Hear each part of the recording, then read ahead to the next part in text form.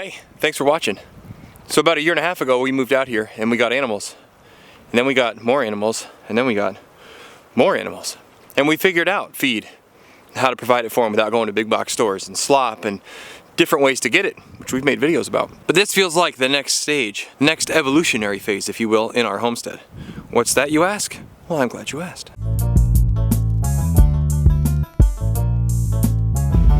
So you run into a conundrum when you start doing this between time and money. And you have to be able to figure out what's worth your time and what is worth the money. Before hay was a popular choice for animals, mammoth mangel beets were a very commonly used feed for animals over winter. And that's what we're trying to do, sort out our feed over winter. Hay became popular because when industry happened and you could get tractors and plant huge areas and then just wind it up, bale it, and chuck it in your barn, it actually saved a boatload of man hours. But if you guys have looked into trying to do hay yourself, you'll realize that the equipment to get started is prohibitively expensive. So we have to revert to the old ways. This is 8,000 square feet, and we're going to plant 6,000 mangel beet seeds that we got from where?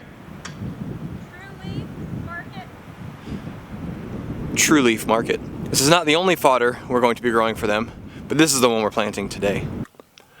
Preparing the land in advance is of the utmost importance. This land was prepared completely by hand.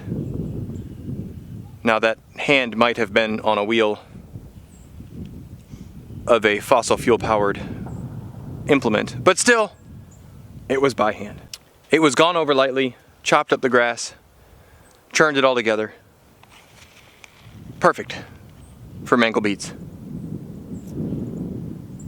And one of the beautiful things about this beet is it's super easy to store. We've read that you can either leave it in the field, depending on your weather conditions. You can harvest it, put it in your barn, cover it with some hay.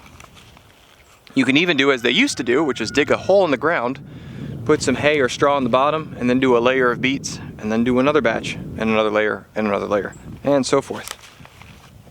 We are not going to quite get 8,000 square feet that we thought. It's probably going to be closer to half that, but that's just going to give us room to plant other things here. The greens are able to be eaten by humans, cows, pigs, chickens, pretty much everything.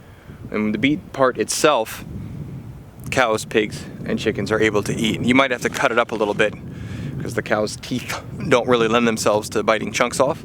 Otherwise, that's about all the prepping you have to do. And for chickens, I've read that you can just string it up and they'll peck at it as needed, so you don't leave it on the ground. And in case you're wondering about these Superfly pants that I'm wearing, these are made by the brand High C. They contacted me and offered to send me a pair of shoes. Unfortunately, I have very strangely shaped feet, so the shoes wouldn't work, but they also make pants. So they sent me a pair of these. They have a lifetime warranty, which is very easy to register your product for. Now, last Christmas, my loving wife, because I have now become a homesteader, bought me a brand of pants that rhymes with car fart that tore within the first week and a half, I think. Does that sound right? It actually was 2 Christmases ago. 2 Christmases ago. That's how long we've been here. It was before they made their decisions to be... Yes. Before the brand that rhymes with car fart made decisions forcing people to have medical experiments done to them. So we are no longer buying them. Normally I get my pants from Goodwill, but sometimes you want clothes that, you know, hobos haven't worn before. So they offered to send me these pants. These pants retail for about 20 bucks. Very cool thing is if you go to their website, which we'll link below, and use the promo code FlannelFarms, you will get a discount on anything on their website. So if you actually like the shoes that they have, you can get some of those. If you want to try these pants, you can try some of those. I've worn these things for about a week straight every day. I've spilled diesel on them. I've done some roofing in them.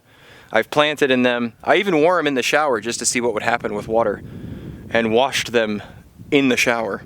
And it worked. They haven't stained, they haven't torn. They're a little bit of a plasticky type material, a little stretch, very comfortable. And my pocket knife, it's a very valuable pocket knife to me, doesn't tend to like this type of pant. It tends to like more of a jean type material, has stayed in the knife pocket. I like them very much. So if you're interested, go check out highc.com. Did I mention lifetime warranty? Lifetime warranty. That's pretty cool. All right, so that covered about half of the area. We went crisscross this way just to make things tricky. You can see the line all the way down. So we have that block there that has not been planted. Why? What are we going to plant there, you ask? I'm glad you asked. I don't know. We have some options, so we're going to go inside and take a look. So last year, we managed to feed ourselves almost all the meat that we needed from our own property. Roughly 90%, I would say, is a conservative estimate. There were a few times we bought other things, but that's because we wanted other things, not because we were out of meat. So now how do we learn how to feed the meat that feeds us? And that's what we're aiming to do now. Last year we grew enough vegetables that we put stuff up for the winter. We've planted trees on the property, fruit trees and things like that. So this is just the progression of trying to become as self-sustaining as possible and as resilient as possible. And then when you've done those things, you have more to share. Whether it's knowledge, time, skills, produce, whatever.